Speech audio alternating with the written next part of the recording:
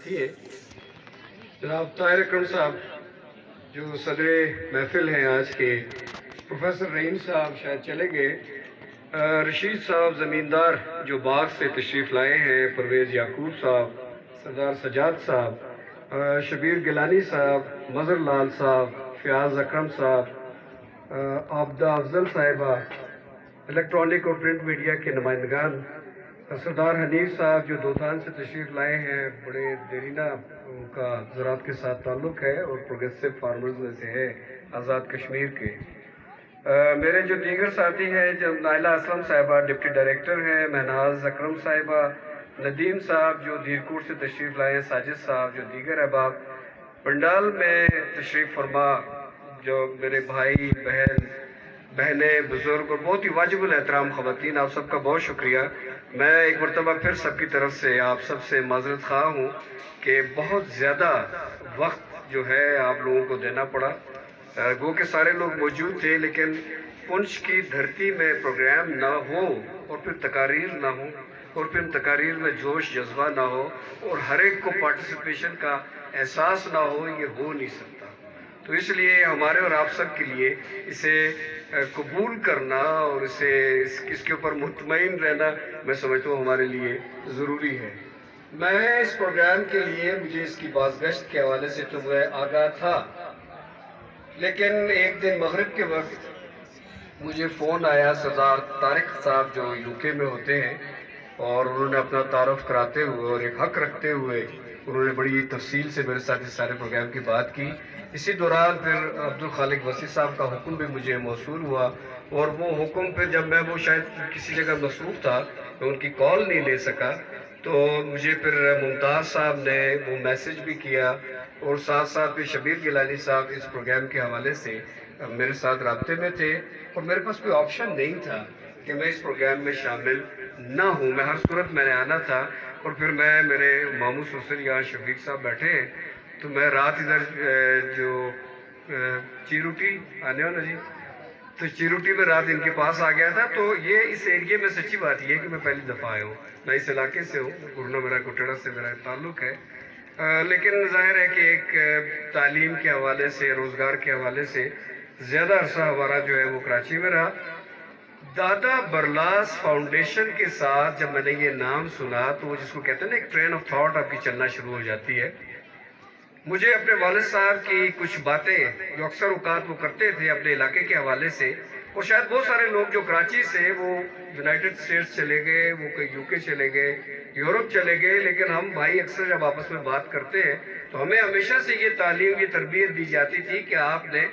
واپس اپنے علاقے میں جانا ہے۔ تو شاید وہ ایک وجہ تھی کہ وہ جو ایک ہمیں پیغام جو گھر سے بھی تھا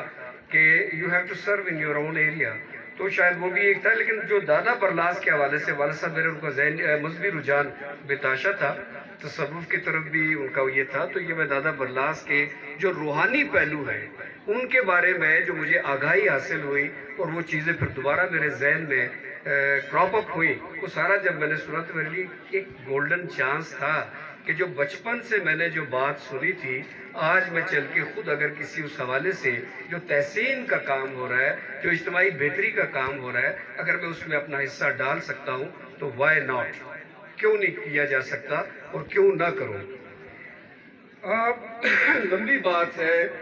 ہمارے بہت سارے ایشوز ہیں، لیکن جتنی شاید ہم گلومی پکچر یا شاید تاریک پکچر جب ہم پورٹریٹ کرتے ہیں تو اتنے حالات تاریک نہیں ہیں، ان کو بہت زیادہ بہت روزی پکچر بھی نہیں ہے کہ جسے ہم کہیں کہ جی ہر چیز بہت اچھی ہے۔ مین مسئلہ ہمارا جو ہے وہ، میں بلکہ اس مین مسئلے کی طرف آنے سے پہلے میں خود ایک مخمسے سے دوچار ہوں جو میں آپ کے ساتھ شیئر کرنا چاہ رہا ہوں۔ ایک طرف یہ ہے کہ میں نے کچھ اپنی سٹرکچرڈ گفتگو آپ کے ساتھ کرنا چاہ رہا تھا، لیکن اس سے زیادہ میرے پاس انٹیک ہے جو اس تقریب کے دوران جو احباب محکمہ زراعت سے، حکومت آزاد کشمیر سے جو توقعات رکھتے ہیں ان کے بارے میں بھی میں نے رسپونڈ کرنا ہے۔ تو میں کچھ بٹس اینڈ پیسز میں اپنی بات بھی کروں گا اور آپ کی بات کو بھی رسپونڈ کروں گا۔ پہلا ایشو جو ہمارا ہے وہ یہ ہے کہ وہ وقت چلا گیا کہ جب ہمارے پاس ٹرینڈ ایگریکلچرل ورک فورس تھی۔ سب سے بڑا مسئلہ یہ ہے کہ آج ہمارے پاس ٹرینڈ ایگریکلچر ورک فورس نہیں ہے۔ اور جب ہم اس میں بات کرتے ہیں رسک مینجمنٹ کی، ڈیزاسٹر کی، تو سب سے بڑا جو ڈیزاسٹر ہے وہ موسمیاتی تبدیلی ہے۔ پہلے لوگ چاند کا رخ دیکھ کے اور ہواؤں کی جو رفتار تھی اس سے وہ اندازہ لگا لیتے تھے کہ اب موسم تبدیل ہونے کی طرف آ رہا ہے اور یہ بارش جو ہے وہ ہونے جا رہی ہے، یہ چاند کا رخ کیا بتاتا ہے۔ یہ ساری چیزیں وہ لوگوں کا ایک اپنا جو بایولوجیکل کلاک بھی ٹھیک تھا، اس کے ساتھ ساتھ نیچر کے ساتھ لوگ ہم آہنگ تھے، تو انہیں اس کے بارے میں فطرت کے ساتھ جڑے رہنے کی وجہ سے وہ اس نظام کو سمجھنے کی میرے اور آپ سے زیادہ اہمیت رکھتے تھے کہ وہ سند یافتہ نہیں تھے لیکن مجھ سے اور آپ سے بہتر تعلیم یافتہ تھے۔ وہ چیزوں کے بارے میں آگاہی رکھتے تھے، ادراک رکھتے تھے اور بہتر فیصلے کرتے تھے اور اجتماعی مشاورت سے فیصلے کرتے تھے۔ ایک چیز جو سامنے آئی کہ جی کہ این جی اوز کا وجود کیوں اب آ گیا ہے، یہ یہاں پہ کیوں ہے، تو اگر آپ تھوڑا عرصہ پہلے جائیں تو آپ ہماری جب شادیوں کے پروگرام ہوتے تھے تو وہ کسی کے اوپر برڈن نہیں ہوتا تھا کہ شادی ہال کا بھی بندوبست کرنا ہے، جہیز کا بھی بندوبست کرنا ہے، مہمانوں کے لیے آپ نے بہترین شیف بھی بلوانا ہے اور آپ نے ہر طرح کا اہتمام کرنا ہے۔ آپ کے اوپر جو اللہ کا کرم ہے، آپ نے اس کا بے پناہ بڑھ چڑھ کے اس کا اظہار کرنا ہے، اپنے نمود و نمائش بھی آپ نے کرنی ہے۔ تو وہ یہ سارے چکر سے لوگ بڑے دور تھے،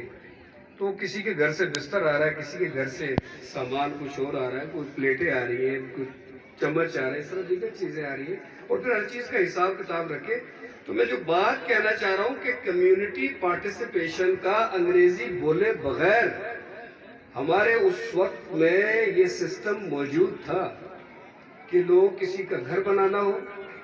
کسی کی زمین آباد کرنی ہو، کسی کی شادی بیاہ کا مسئلہ ہو یا موت مرگ کا ہو تو وہ اجتماعی طور کے اوپر وہ ذمہ داری لے لی جاتی تھی۔ لیکن پھر وقت آیا کہ جب ہم اپنے اپنے تقاضوں میں اجتماعی ترقی کی جو خواب جو ہمارا تھا اس سے ہٹ کے ہم ذاتی اور گروہی مفادات کی طرف چلے گئے۔ آج بڑا مشکل ہے اپنی ذات سے بالاتر ہونا اور اپنے گروہی مفادات سے بالاتر ہونا۔ تو ہمارے لیے سب سے بڑا چیلنج یہ ہے کہ ہم اپنی ذات سے کیسے بالاتر ہوں، اپنے گروہی مفادات سے کیسے بالاتر ہوں تاکہ ہم اجتماعی ترقی کا خواب دیکھ سکیں۔ آج جب ریسورسز کم ہوتے چلے جا رہے ہیں، زمینیں غیر آباد ہو رہی ہیں، آبادی کا بڑھتا ہوا دباؤ ہے، تو ہم ایک دوسرے کو مورد الزام ٹھہرا رہے ہیں۔ ایک کہہ رہا ہے سرکار کام ٹھیک نہیں کرتی، دوسرے کہہ رہے ہیں نہیں یہ جو ایک سسٹم بن گیا ہے این جی اوز کا، یہ ریسورسز جو ہے اس کو انگلف کرنے کے چکر میں ہے۔ کچھ لوگ یہ کہتے ہیں کہ نہیں لوگوں کا مزاج ہی خراب ہو گیا۔ تو بہت سارے ایشوز ایسے ہیں کہ بہرحال اس کے اوپر ایک اور ہمیں سیشن چاہیے، لیکن آج کے حوالے سے جو بات میں یہ کرنا چاہ رہا ہوں آپ احباب کے ساتھ کہ ہمیں اپنی زمینوں کی طرف واپس جائے بغیر ہمارے پاس کوئی وے آؤٹ نہیں ہے۔ اور دنیا بھر کی ترقی کا اگر آپ فارمولہ دیکھ لیں تو دیکھا یہ جاتا ہے کہ کسی علاقے کی، کسی کمیونٹی کی یا کسی مخصوص ویسینٹی کی جب آپ بہتری کی بات کرتے ہیں تو آپ دیکھتے ہیں کہ وہاں پہ گیون ریسورس کیا ہے،